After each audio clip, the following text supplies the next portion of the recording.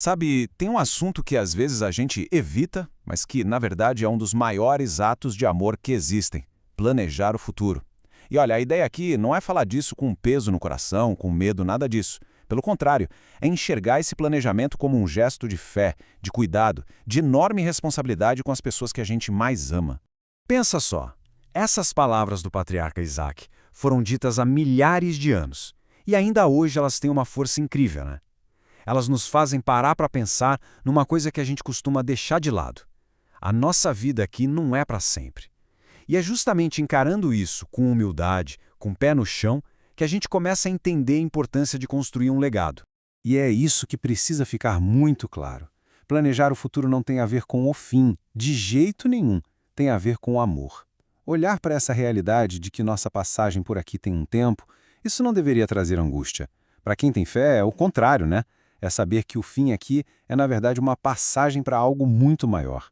Então, se preparar para esse momento é um ato de confiança, de adoração a Deus. Agora, vamos pensar em duas formas bem diferentes de olhar para o futuro. De um lado, tem a visão que o mundo vende para a gente, né?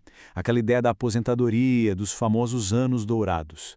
Mas a pergunta que fica é: será que é isso que Deus espera da gente? Será que essa é a única forma de viver a segunda metade da vida? E olha só como a diferença é gritante. A visão do mundo é muito sobre lazer e juntar dinheiro, focar em si mesmo, né? Um descanso voltado para si. Já a visão da fé, ela nos chama para algo muito, mas muito maior. É sobre ter um propósito até nosso último dia. É sobre construir algo que vai ficar, um legado que vai abençoar quem vem depois de nós. E essa ideia de Provérbios fecha o raciocínio com chave de ouro, não acha? A sabedoria que vem de Deus. Isso não se compara com joia, com dinheiro, com nada. É o verdadeiro tesouro. É aquilo que a gente leva conosco para a eternidade. É muito mais valioso que qualquer coisa que se possa acumular aqui. Ok, então de um lado a gente tem a sabedoria de planejar. Mas e o outro lado da moeda? O que acontece quando a gente é negligente? O custo de não planejar pode ser altíssimo. E não falo só de dinheiro, não. Falo de consequências espirituais e principalmente familiares.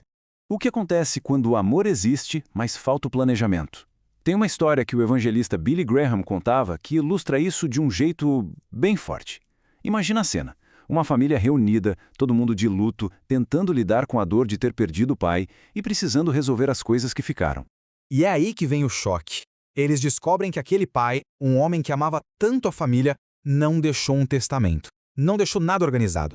O resultado? O caos. Em vez de se unirem na dor, a família se dividiu. O que era para ser um tempo de apoio virou um campo de batalha, com brigas e amarguras que duraram anos. Tudo por falta de planejamento. É uma história triste, né? Mas, felizmente, não precisa ser assim. Existe um caminho de sabedoria, um jeito de fazer diferente. E é sobre isso que vamos falar agora, os passos práticos para a paz. Porque entender essa preparação como um ato de responsabilidade, de mordomia, é uma das maiores provas de amor que se pode dar. A chave aqui é agir. E são basicamente 3 passos. Primeiro, ter um plano financeiro prudente, bem organizado. Segundo, fazer um testamento claro, que não deixe nenhuma dúvida para ninguém.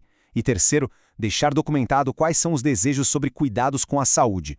Pensa só no alívio que isso traz. É tirar um peso enorme das costas da família num momento que já é tão difícil. Com isso, a gente chega no ponto central de toda essa nossa conversa, sabe, o verdadeiro legado. Porque o objetivo disso tudo não é só organizar as coisas materiais, é algo muito mais profundo, é espiritual. O alvo é deixar um legado de paz.